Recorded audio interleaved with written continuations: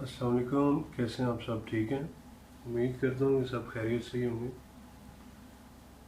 آج ہمارا جو ویڈیو ہوگی اس کا بیسک مقصد جو ہے وہ پولیس ریفارمز اور obstacles to those reforms in Punjab police Pakistan, اس حوالے سے ہم تھوڑی سی بات کریں گے، اور اس کے ساتھ ساتھ ایک film director, movie director, drama director, actor, writer اور ایک سول سرونٹ کو بھی میں اپنی اس ویڈیو میں ایڈ کروں گا، جن کا نام عاشر عظیم ہے، اور ایسا ہو ہی نہیں سکتا کہ آپ میں سے کوئی نہ جانتا ہو یا ان کے نام سے واقف نہ ہو۔ 1994 میں دھواں کے نام سے ایک ڈرامہ آیا، اور one of the brilliant cost اور بریلینٹ سٹوری، اور آتے ساتھ ہی ہٹ ہو گیا۔ میں نے کم از کم اپنی لائف میں ایسا ڈرامہ نہیں دیکھا۔ اس کے رائٹر عاشر عظیم، اور 1962 میں کوئٹہ میں پیدا ہوئے، بلوچستان۔ ایجوکیشن بی اے کیا انہوں نے institute of business administration Karachi سے 1984 سے 1986 تک۔ اس کے بعد 1988 میں انہوں نے CSS کلیئر کیا، اور کلیئر کرنے کے بعد انہوں نے ان کی ایلوکیشن ہوئی کسٹمز ڈپارٹمنٹ میں پاکستان۔ ایک آنیسٹ پولیس آفیسر کا تو رول ادا کیا ہی ہے انہوں نے اپنے ڈرامے دھواں میں۔ اس کے ساتھ ساتھ اپنے انٹائر کیریئر، 28 سال کی ان کی سروس ہے، اس میں بھی انہوں نے انتہائی جو ہے ایمانداری سے کام کیا۔ At the end of the service, جب 2016 میں ریٹائرمنٹ کا اعلان انہوں نے کیا یا ریزائن کیا، تو اس ٹائم، اس سے پہلے ان پہ کچھ کرپشن کے چارجز تھے کہ کسی فورن ملٹی نیشنل کمپنی کو انہوں نے کمپیوٹرائزیشن کا جو کانٹریکٹ تھا وہ دیا کسٹمز ڈپارٹمنٹ کا۔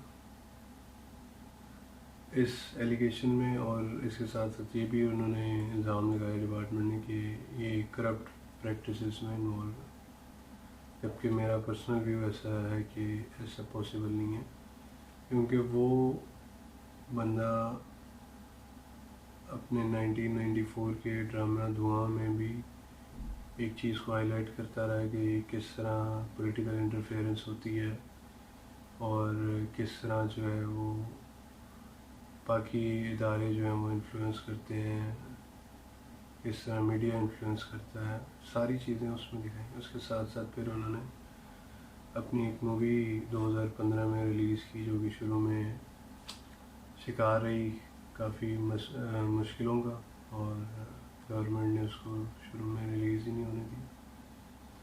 پھر اس کے بعد جب وہ ریلیز ہوئی تو اس مووی میں بھی مالک جس کا نام ہے، اس میں انہوں نے جو ہے اس ملک کی گورننس کے بارے میں، اور جو پولیٹیکل انٹرفیئرنس ہے لا انفورسمنٹ ایجنسیز میں، وہ واضح طور پہ دکھائی، اور جو ایک پولیٹیکل ایلیٹ لائف ہے یا پولیٹیکل ایلیٹس ہیں ان کو بھی ہائی لائٹ کیا گیا۔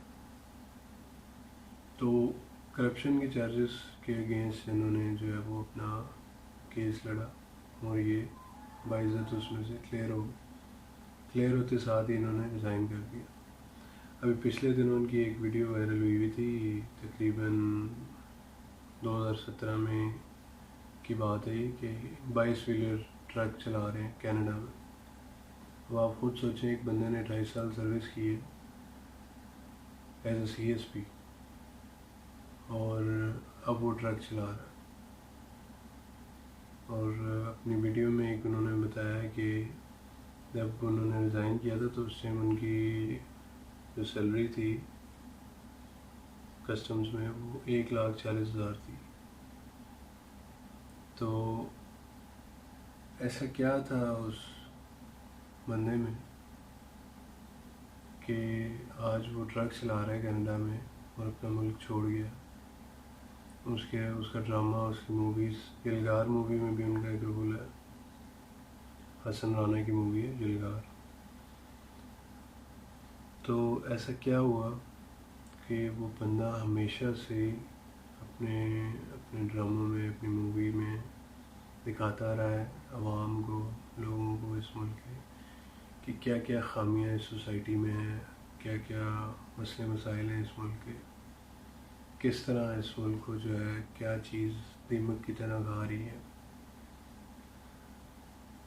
تو پولیس پہ کیونکہ ریفارم سے ہم نے سٹارٹ کیا تھا، تو ان کا ایک کلپ میں ایڈ کروں گا جس میں انہوں نے پولیس سے ریلیونٹ کہ پولیس کیوں نہیں ٹھیک ہو سکتی، ریفارمز کیوں نہیں آ سکتے، اگر پالیسیز بنتی ہیں تو وہ امپلیمنٹ کیوں نہیں ہو سکی ہیں آج تک، کیا مسئلے مسائل ہیں. آئیے دیکھتے ہیں ان کی زبانی. کوئی اور تھی. اچھا، اب میں طبیعتاً پولیس میں جانا چاہتا تھا. میرے والد صاحب ڈی ایم جی کے سپورٹر تھے کہ نہیں ڈی ایم جی میں جانا چاہیے. اب میں نے کہا کہ جی کسی سمجھدار آدمی سے مشورہ کرتے ہیں جیسے ایکسپیرینس بھی ہو. میرے دوست ہیں، ان کے والد صاحب بہت شفیق تھے، بچوں کی طرح ان کے گھر میں آنا جانا تھا. تو میں کرنل امان شاہ ان کا نام تھا، اور وہ سیکٹری ہوم تھے بلوچستان کے. ساری عمر انہوں نے گزاری تھی سول سروسز میں، تو بڑا تجربہ تھا. میں نے کہا صاحب سر سے بات کرتا ہوں.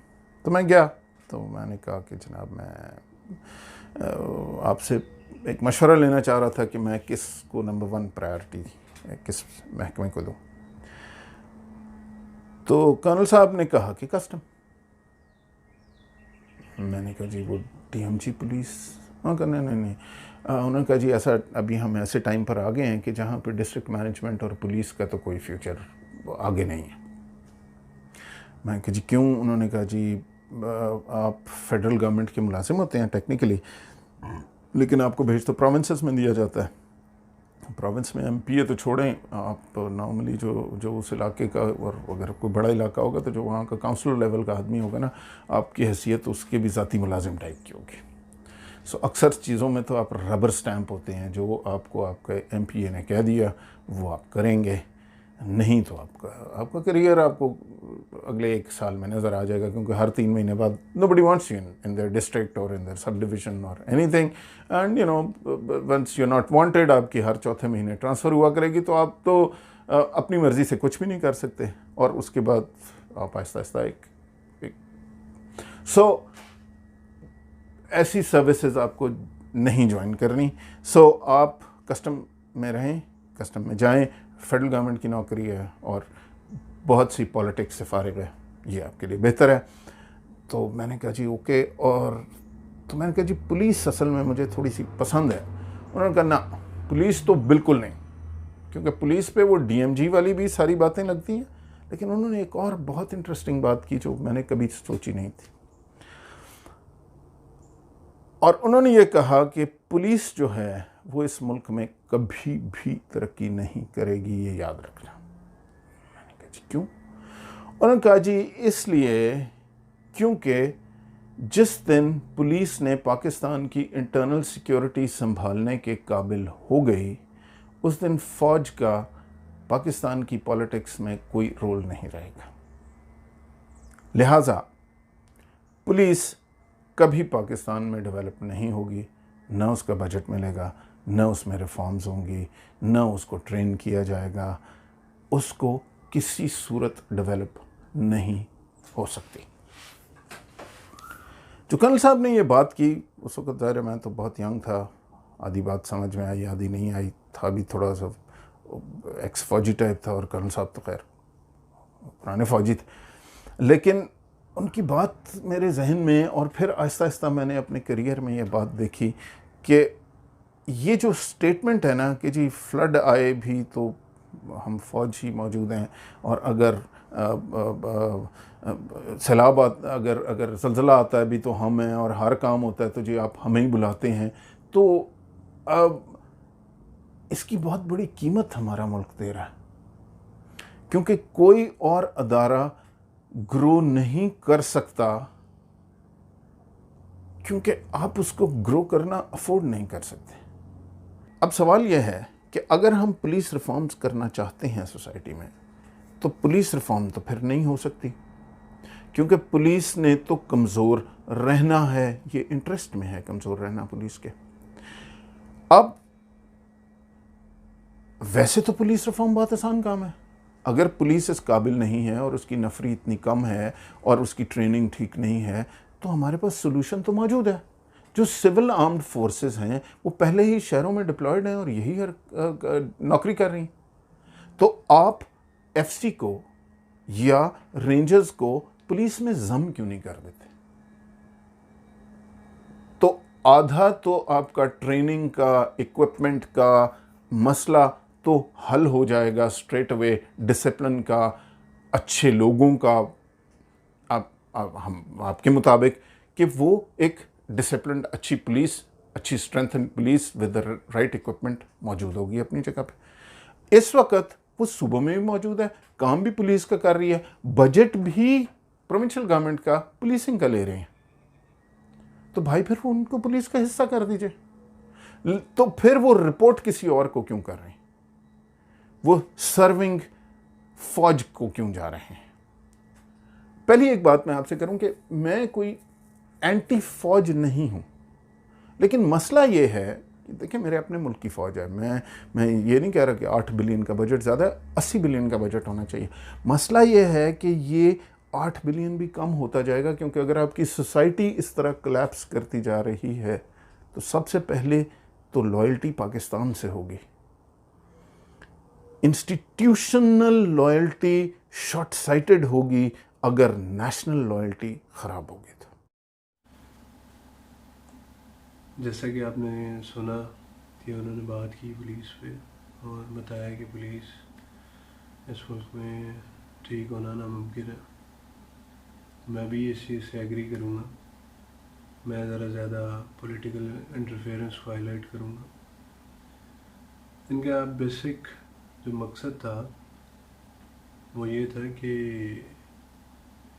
فنڈامنٹل چینجز آنی چاہیے. Departments, law enforcement departments, agencies balance ہونی چاہیے. پولیس اور جوڈیشری کو اتنی اسٹرانگ ہو کہ وہ اپنی ڈیسیژن میکنگ میں انڈیپینڈنٹ ہو. اور اس کے ساتھ ساتھ اگر ڈپارٹمنٹ میں بیلنس ہوگا تو پھر ہی آگے سوسائٹی ایک بیلنس کے ساتھ چلے گی. اور اگر ایک جج کو ڈیسیژن دینے سے پہلے یا تاریخ سے پہلے فون آ جائے گا کہ اگر تو نے ایسا کیا تو تیرا بچہ جو ہے وہ اٹھا لیا جائے گا، اور جج کو پروٹیکشن دینی ہے پولیس نے، اور پولیس خود ہی بے یار و مددگار ہوئی ہوئی ہے. پولیس کے پاس نہ اتھارٹی ہے، نہ ڈیسیژن پاور ہے، نہ بجٹ ہے. تو پولیس اس جج کو کیسے پروٹیکٹ کرے گی، نہ اس کے بچے کو؟ تو ظاہر ہے پھر جج کو فیصلہ دینا پڑے گا. جو اس کو کال آئی ہوئی ہے اس کو بلیک میل ہونا پڑے گا. سوال یہ ہے کہ اگر ایک جج نہیں سیف، ایک پولیس ڈپارٹمنٹ اپنی ڈیسیژن میکنگ میں انڈیپینڈنٹ نہیں ہے، اتنا بڑا ادارہ، مین لا انفورسمنٹ ایجنسی ہے ایک پروونس کی یا ایک کنٹری کی، تو پھر سوسائٹی میں عام آدمی کیسے اپنی زندگی کو محفوظ بنائے گا یا محفوظ سمجھے گا؟ جنہوں نے ہمیں انصاف دینا ہے یا جنہوں نے قانون کا نافذ کرنا ہے اس معاشرے میں، اگر وہی بے یار و مددگار ہیں تو ایک عام آدمی کا کیا حال ہوگا؟ جڑے رہیے گا. انشاءاللہ نیکسٹ ٹائم کوشش کروں گا کسی اور اچھے ٹاپک کے ساتھ آپ کی خدمت میں حاضر ہوں. اللہ حافظ.